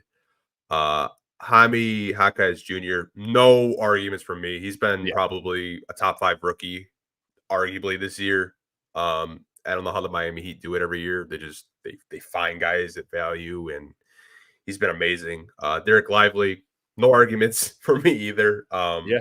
I Also think incredible. yeah, the Mavs finally got a center that Luka could roll with. Brandon Miller, obviously.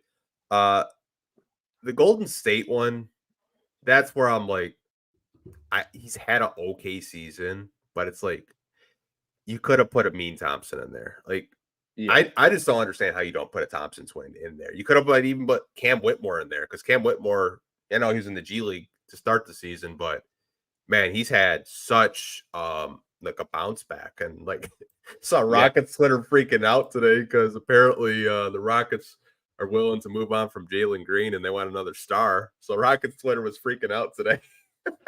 Yeah, which I don't know if the Pistons are the place to do it, but like that's a guy that I like to buy low on those type of prospects. And it's funny, when I came into that draft, I said, you know what would be awesome is if somehow the Pistons had 1 and 2 in this draft and were able to take Cade and Jalen, because I think like Jalen's athleticness plus scoring and shot making versus Cade's like ability to score, but also to being a playmaker. Like I thought that was a cool little pairing. Now watching enough NBA, I don't think quite as fond of that pairing, but I think that could be inefficient Chuck City. But Oh. but I do think, I think that if I'm a lot of teams around this league, if I'm Charlotte, like I'm blowing them up to like, get a shot at a guy like Jalen Green. Like I'm a lot of teams. I'm San Antonio, hell, like I'm looking at I'm looking at those type of guys. And I'm leveraging the fact of, oh, you're gonna sign him to an extension. You don't even like this guy. He's like your 6th favorite prospect on this team. Like, think about all the Yeah. prospects that are probably ahead of him. Sengun, Yeah. Amin, Cam, Tari. Like, these are all guys, Jabari. That's 5 I named. 5 prospects that you like more than that guy. Like, at some point, you just have too many prospects.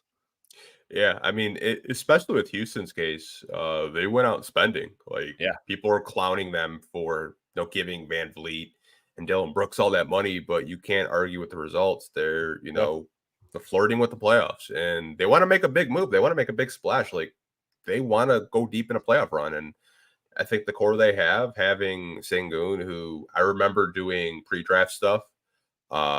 People laughed at me when I called him Baby Jokic, but I Yeah. look really smart right now. I mean, Yeah. he plays a similar type of style, but the Montes Sabonis and Jokic just those European guys are so good out of the low post. Like, I don't know what it is. It's just they're just so redefined. But enough about the Rockets. Rockets fans hate me anyways. Yeah. But Naturally. Yeah, it's As a Piston fan, you always get hated on by Rockets fans, even when I compliment them. yeah. Like, me, Kings fans and Rockets fans, we just don't get along. But Kings fans is a whole other thing because of Marvin Bagley. But shout out to Bagley. Yeah. So the last topic I have for this podcast is, what goals should the Pistons have for the rest of the season? Obviously, we know we're not making the playoffs. Yeah. Probably gonna have another top 5 pick. Who knows if we keep it? But what goals do you want to see for the Pistons for the remainder of the season? I think what I circled back to earlier, what broke my basketball brain at the very beginning of the show when we were talking about it, is just fit. And I think you need to really, really look in the mirror of all these players, really deeply evaluate each of these players and their intricacies, all of their tendencies, and say, okay, who can we build with? Who can't we build with? Like, I think this team clearly needs to get better. I don't think that this team getting another prospect is good. I think you're then putting yourself in a Houston type scenario, which could work out. If Cade is Sengun, those it can kind of work out. But like you said with Jalen Green, I think part of what makes Jalen Green not look like Jalen Green is because of everything that's around him right now. So, I think he's a prospect that has more value than what he's being portrayed as right now. So I think the Pistons are going to quickly approach that if they bring in another guy. I think you're already starting to see that kind of overlap happen with Ivey, with Asar, with, like I said, I love all 4 of those players. I don't think that all 4 of them can fit together as your 4 best players on a championship team.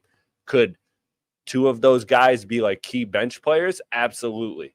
But where you drafted them, you made the investment in them to be, the guys. So I think that I just think that you really need to evaluate, okay, can we build a team around these 4 guys?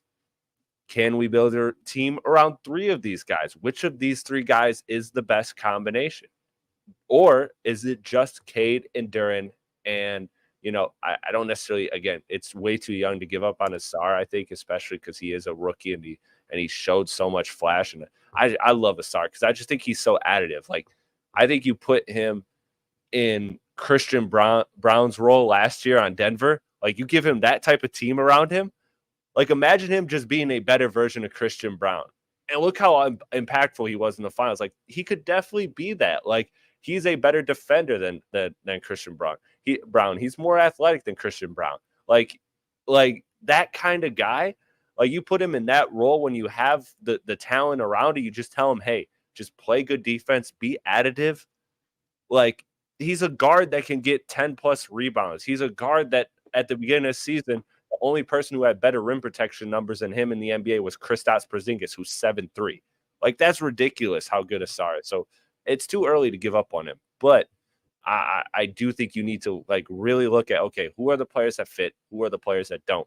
And then from there, Sasser and Stu, I'm not worried about because I think those guys, I think nobody in the organization look at them as anything higher than good bench pieces. And I think that's exemplified by Stu's contract. And so Sasser, like you said, the Terry Rozier comp, I love that comp for him. I think that's a comp I've been using. I think he's definitely a player that can be, a very good bench player to a quality starter if the right pieces are around him. So I don't think those guys really fit, or those guys factor into the equation, but you do have to look at getting better. You have to get a lot better because of how terrible you are. And yes, you have salary cap space, but as we saw, there's not many free agents, so you're probably going to have to go the trade route. So to do the trade route, if your picks are tied up in New York and you're adamant on keeping Bojan, your only path to getting better is breaking it up. And so you have to really, really evaluate how much you like each of these guys, how much you believe in their fits. And Troy said that on the Woj pod. He said we're evaluating the season for fit. We're evaluating the season to see what we got here. And I think that's the most important thing. I think the coaching staff, I think the front office, I think everybody has to get on the same damn page, because truth be told, it's been way too long since they've all been on the same page. Like I said, I liked it when we got Monty. I thought, hey, we got an owner that's willing to just do what it takes to win. I love that. Well, there's no salary cap for coaches. Why do I care what he gave them? But maybe in hindsight, that wasn't the best move. They all got to get on the same page, both organizationally. I think that's the first and foremost. Because if you want my real path that I talked about earlier, step one starts with firing Arntellum today. Because since Arntellum stepped in the building, the Pistons have the worst record of all 30 teams in the NBA since Arntellum stepped in the building. You've been through multiple regimes. He's the only common link. So if he's the only common link between multiple regimes, besides Tom Gore's the owner, obviously, then get him out of here. That's it. And I don't like calling for people's jobs. So I say this one jokingly, but maybe you cut Steven Silas, because at the the dude has been on 3 teams that have lost 20 plus games. At the very least, he's bad luck. I'm joking. I'm kind of joking, but no, get rid of Arntellum today and go forward with the offseason. Figure out what these guys can do on the court together. Figure out who to target. Be on the same page. Look at this roster and figure it out. And if you give Monty that kind of contract, obviously he has a say in who's going to be on the roster, who isn't going to be on the roster, who's going to be drafted, who's not going to be drafted. He has real say in the organization when you give somebody that kind of financial commitment. So him, Troy, have to get on the same page and figure out what is the best roster to build this team going forward. That's it. Yeah, I think you hit so many notes on the head, especially with Tellum. But what really sucks about Tellum, which I don't know if a lot of people know this, is Tellum actually owns part of the Pistons. Arn Tellum is an investor in Tom Gore's company and Platinum Equity, and he's also a partial owner of the Detroit Pistons. He owns part of the Pistons. So it's just I don't mind Arntellum being there, because I know for a fact that he's actually landed the Pistons interviews with players. Like a few years ago, when Stan Van Gundy was at the helm as the head coach and head of basketball operations, Arntellum got the Pistons a one-on-one with Al Horford because of his. If people don't know who Arntellum is, he was probably one of the most popular sports agents across all 4 more major sports. I think with his connections as a sports agent, that's where I was okay with. I'm not okay with him making business decisions, basketball decisions. I'm okay with that. The one thing I want to say to you though too is quickly on that point of he was the Sports Illustrated most important sports agent in 2004 and 2005. That is 20 plus years. That is 20 to 19 years ago. That is 2 decades ago. A lot has changed. If you look at back then, he had the most clients in the NBA. Right now, his firm that he passed on to his son, who represents Danilo Gallinari. So I think that was probably some type of motivation in getting Danilo Gallinari. That is something that they're now still a top 10. But you know who runs the NBA now? Rich Paul. So exactly. So it's when you get into this, okay, yeah, I believe that, he's a guy that no doubt has connections still. But those connections are not what they once were. Those phone calls are not as strong. You know it. You know it just as well as I do that, your influence only lasts for so long. And then you Yeah. kind of become, you get some courtesy calls here and there and, and all of that. But eventually you go from being the guy to make anything happen, like how Rich Paul got just forced Anthony Davis's way Yeah. to the Lakers. You think Arn Tellem can do that right now? He can't. No. Not for anybody. Not for anybody No. important.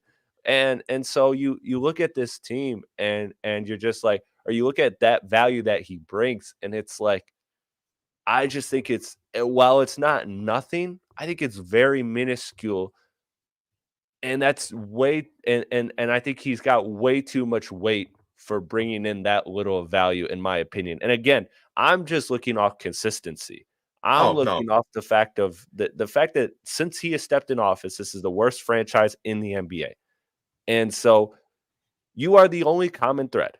You cannot blame this on Stan Van Gundy. You cannot blame this on Jeff Bauer. You cannot blame this on Dwayne Casey. You cannot blame this on Monty. You cannot blame this on Troy. None of them have been perfect, but you are the only consistent one. If you look Yeah. up Tellem Pistons right now, there are pictures on the internet of him with Tobias Harris. And if that doesn't make you lose your damn mind as a Piston fan, I don't know what does. Like, the dude has been there since Tobias Harris has been on the Pistons. Like, that's crazy that you can look at everybody else as the problem. You're the only common thread left. So at some point, we got to just be like, look, if you want to just reap the financial benefits of being involved in the Pistons, like an NBA organization is obviously very lucrative, even when you're unsuccessful like the Pistons, fine. But strip him of his basketball decision making ability, because at the end of the day, he's really not bringing in much value. And again, if you want to just lurk in the shadows and make a call here, make a call there to get a meeting, cool, whatever. If you got that kind of power, still sure. But in reality, I do not want you picking draft. I do not want you picking draft picks. I do not want you getting on a phone call and saying, I decided that this summer there wasn't anybody worth getting. I don't want that. I Yeah. don't want that, because who's worth getting this summer? And they said that, and he said that in that video that you posted, which I saw and I loved. Um, like he's like, yeah, like, if there's nobody, we just roll it over, and that's what we did this summer. And if that's the case next summer, that's the case next summer. Like, he's just totally fine with you. So you're just totally fine with being this bad. Like, come on, man. Yeah. Like, at some point, you gotta just like make decisions. Again, I don't like calling for people's jobs, but it's like I'm not a smart guy, but I know that if there's one common thread in all of this, then there's gotta be that's gotta be where the change has to come, no Yeah. matter what. I think you do make a lot of good valid points with not only Arn Tellem, but Eric Tellem as well. Yes. I Nothing against Eric Tellem. I think that he's trying to be an NBA agent like his father. Mhm, I think Arn likes to mention that he represented Kobe. mhm. Anyone that does talk to him, which I think being Kobe Bryant's agent will forever be an accomplishment, Yeah. because there's only one person to represent him throughout his whole career. Like, he's always going to have that. Um, but at the end of the day, it starts with the head of the snake, and the head of the snake is Gores. The head of the Mhm. snake is Arn Tellem. They can say that it's just Troy Weaver and I making decisions, but I think me and you both know that's pure bullshit. Yep.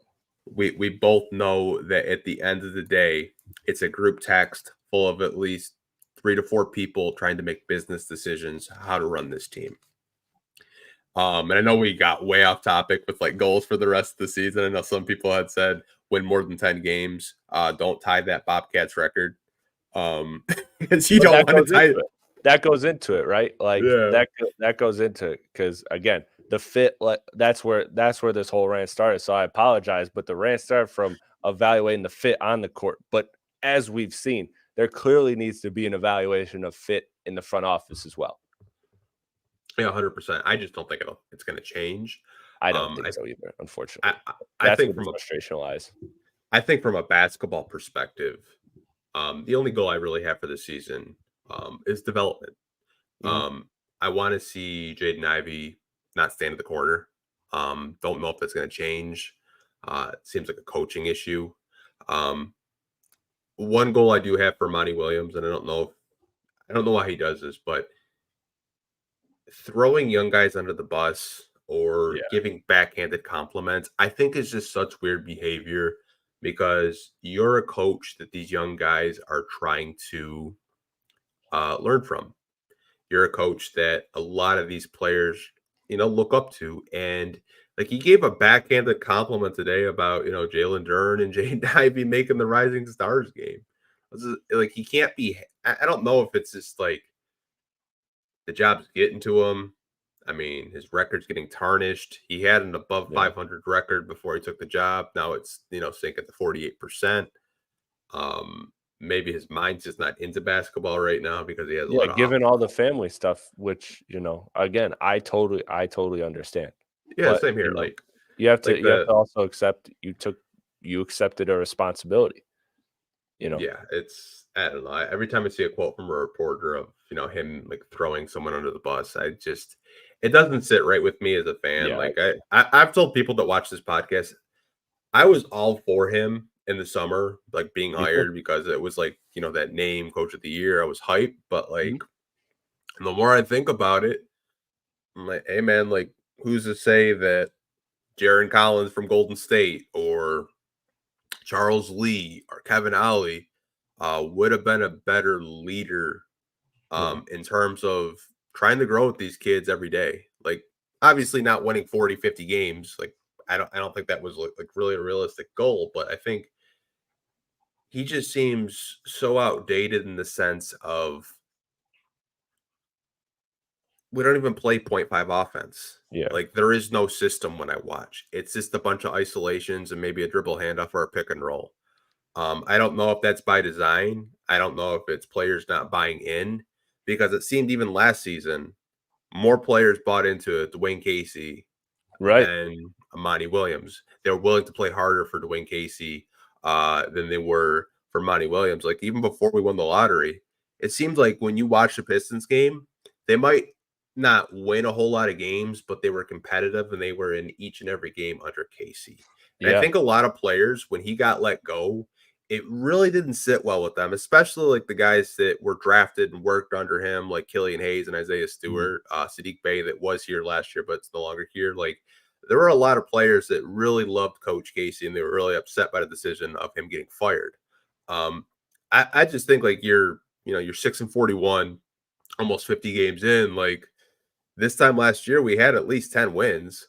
Yeah. It just seems like the players, in a sense, I don't know if they're not bought in. I don't know if the message isn't getting across or the players just don't give a shit. Well, that was the one thing Muscala said when he came, or was it Gallinari? One of the two had a quote when they came here, and they're like, what's your early impressions of Detroit? And they're like, well, first thing is like just how hard they play. So it seems like because I'm with you, I've always been like, oh, okay, it's got to be like an effort thing. Not that that's the players' fault, but that the players aren't bought into Monty. But it seems like from all accounts, like Jason Tatum said it, like a lot of players have said, hey, this team plays hard and they're more talented. So if they play hard and they're more talented than their wins reflect, then the only other thing that comes to mind is coaching and Mhm, like execution and style. And that goes, like you said, no one doing the point five offense. So I think that there's real value in that. And that's what's tricky. That's what's so dicey about this team going forward is now it's like, well, you're pretty damn committed to Monty. And is Monty bringing a system that not only doesn't fit Cade Cunningham, but like also just doesn't fit today's NBA? And then if that's a problem, then you're building around a flawed system. Because if you're trying to get players that fit that system, but that system just won't work in today's NBA, then that's an issue. Or like that's why there's so many layers, and that's what's scary about this Piston team is that they have talent, and I think you like a lot of the prospects, and I think you like the idea of Coach Monty Williams in a vacuum, but all these things together just don't add up, and the scary part is that it seems very hard to line all of these things up right to get this back on track. Like, it seems like it's just it's gonna be you fix this hole, but there's a leak over there, and it's just gonna kind of keep being that because there's just so many things. It's not one thing that's sinking the ship.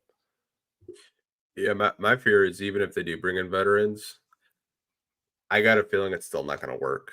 Um, it's just from a coaching perspective. Even under Van Gundy, like Van Gundy, for what it's worth, was not a perfect coach, but he won with less talent. His first year, he won 32 games. And you could look at that starting five. Like Josh Smith was a part of the season, and they went 5-23 to start the season. They won 32 games their first year. Um, I just think it's a coaching thing, and I know a lot of people have brought it up. They're like, if you look at Monty Williams' track record, minus Chris Paul, he's been a below average coach. Yeah, And I had to do some research, and the numbers back that up. Like Chris Paul is kind of an extension of Monty Williams when he's out there. Like we saw it in Phoenix. Like before Chris Paul got to Phoenix, Phoenix was in the lottery.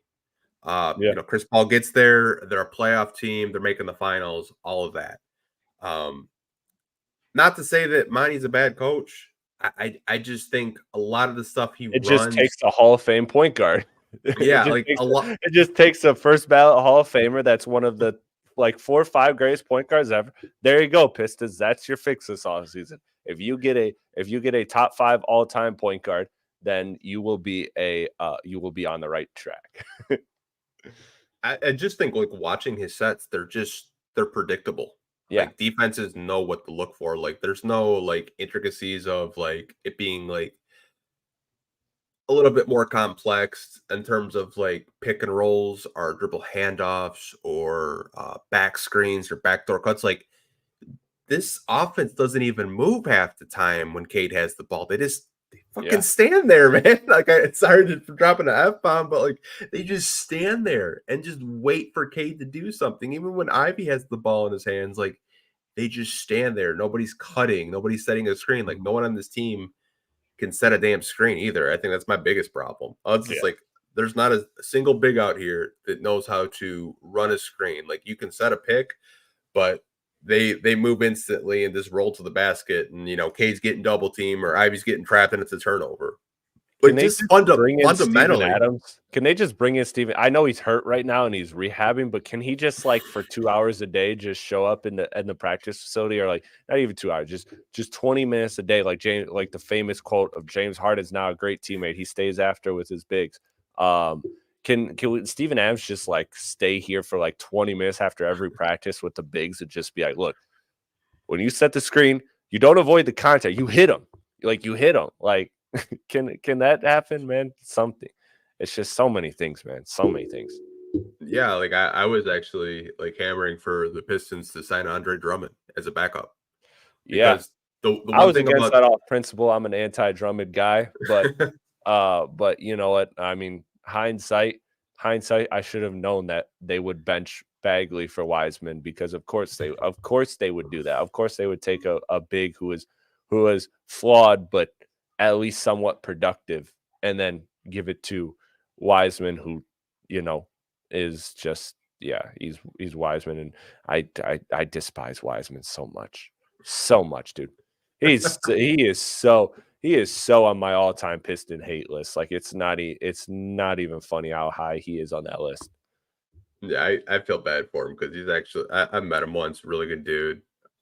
Like really good. Like I want him to do well because he's such a like nice guy.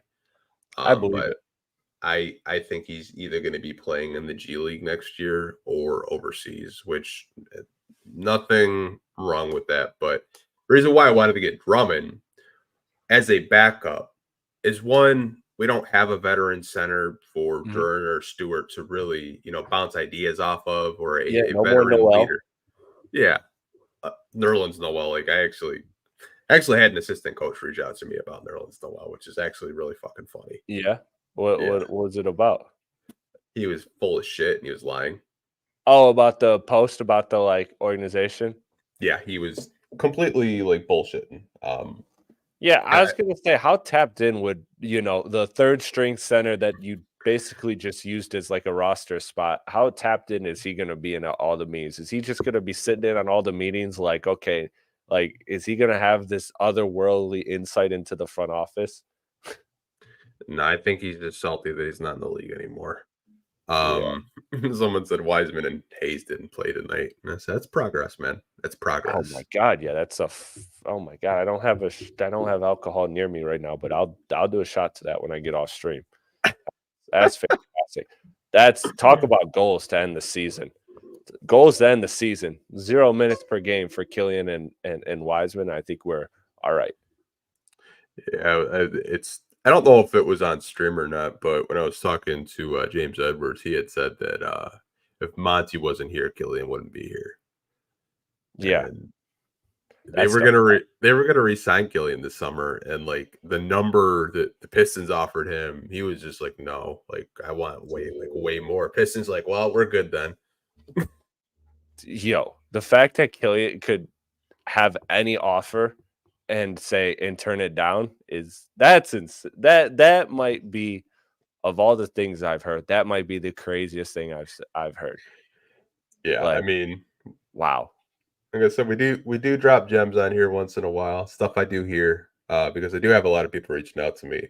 Yeah, no, I And know you're very plugged in. That's what makes this podcast so good, is like you are somebody that, like I said, not only knows the game, but you are somebody that is very plugged in. Like, you're not just getting up here and speaking nonsense. You really do have a good pulse on things. But wow, turning down a contract off, that's crazy. it's That's probably like a vet's crazy to minimum. Killian. Where does he think he's getting an offer? I don't know. I would assume like if he was dealt, maybe San Antonio makes sense. That makes sense. I could see Phoenix just from the standpoint of Phoenix doesn't have a point guard and they're so desperate. Like Phoenix right now is trying to get Monte Morris, which Yeah. if that happens, I'll cry. Because I want Monte to resign because he's under 30. And like to me, he's the only vet that I Yeah. actually mess with because he's actually up. He's cheering, he's supportive. Yeah. I mean, he did a podcast talking about Cade's leadership, and the guy has barely played with him. Like Monte Morris, to me, like I I would give agree. him like a 3-year deal. If And like I was the again, Pistons, like I would just resign him because he's it's just such a 30, good not player. 34. Like, it's Yeah, 30, not 34. So it's like you got some NBA mileage, but you're also, you're also just like not gonna be so far away from these guys, like, age wise. Like, Bojan, like, how old was Bojan when Snapchat was invented? Like, you know what I mean? Like you're just like, Bojan's probably like 22 when Snapchat's around, and he's just like, not into it at all. And these kids grew up on Snapchat, like it's a totally different world. And so, not to say you can't relate to people that are, 12 years younger than you, but it's just like it's a lot harder to do than, closer age ranges. 100% agree. But we're basically out of topics. If there's anything that you wanted to talk about, we can. But if not, we can wrap it up, and you can tell people where they could find you, or where they can follow you on your podcasts. 'Cause I know you do a lot of stuff like outside of Woodward Sports. Mm. Yeah, man. Like I said, thank you, first and foremost. Thank you for having me on, because, like I said, you're a platform that I respect a lot. I know we are in a business where a lot of people talk, and so Hmm. because of that, it's a blessing and a curse. It's a blessing because you have all of these different perspectives, but it's a curse because it's very hard to find the best of the best of people that you really that you really can learn from and enjoy engaging with, and your platform is one of those. So I really do respect what you do. For you to have me on is cool, because, like I said, I know we're people that we know each other, but like, it's also cool to like be a fan of somebody. Like, you can be a fan of somebody, and I'm a fan of your work and what you do. So first and foremost, thank you for having me on. And then, as far as my content goes, I'm on Woodward Sports on the Woodward Heavyweights every day, live 5 to 7. And just talking all Detroit sports, Detroit Pistons when they allow me to, because right now, it's Lions, Lions, Lions, and I get it. I get it. But when they do let me talk Pistons, I definitely talk Pistons. And then, and then, like I said, I launched a Rap Cave podcast with a few of my friends, Adi and Amr. So that's going to be like a whole network. It's going to be a multiple time a week podcast, diving into every sector of hip hop, reviewing albums, speaking with artists, speaking with producers, other media members in the hip hop space, and just really any kind of conversation you could ever want to have. The fan conversations of what album's better, or like the I started a new series like the artists you cape for, like just one artist that you just absolutely love, and you're just like, I don't care what anybody says, this is my guy, this is my girl, this is my favorite band, like, that kind of stuff, just getting into the fan side of it, but also covering it from a news perspective, giving you the latest. We just tweeted out the fact that TDE announced that they're going to drop all of their albums this year from every single artist, which is unheard of for that label. So that's a big deal. So just staying up to date on everything that's going on, but then also having the fun fan conversations that we love. And then, just talking basketball, talking sports wherever I can, whether it's here on this podcast or on another podcast. So following me on Instagram and Twitter at Real Chris Platte is the best way to do it. It's just my name, Chris Platte. You see in that box there, and then just put a real in front of it, and you can find me, anywhere, Instagram, Twitter, all of that.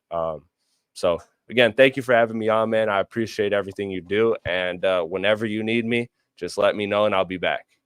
Oh, for sure, man, for sure. I know working at Woodward, it's NFL draft season until April. So I do not envy you, man. I do not miss that whatsoever.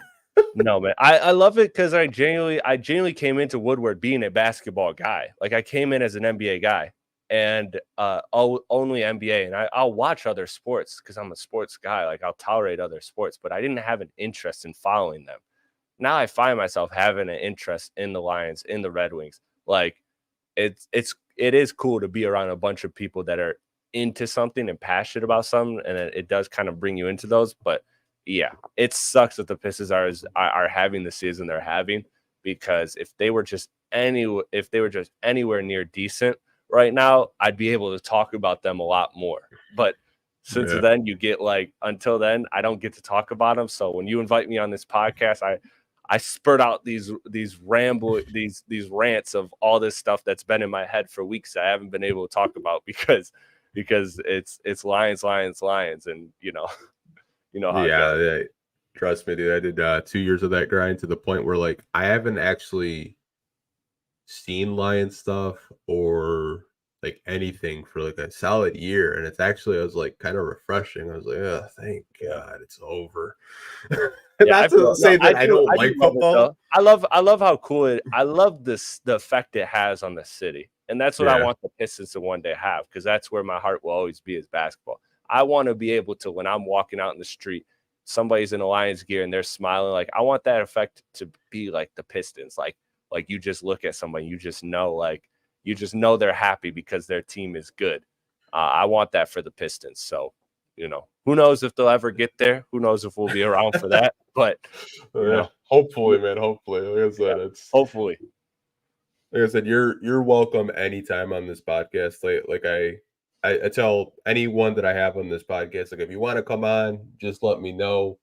And so usually we do Sundays episodes, at 7:30 once a week. But like I said, I've had a lot of guests on over like the last year and a half. But I do appreciate you making the time. I know it was like a Wednesday, and I was actually off, which was surprising because like this last month, I'm not even exaggerating, I think I've covered at least 45 games in the last like, had one day where I had to cover 7 high school basketball games, and it was like, dude, absolutely brutal.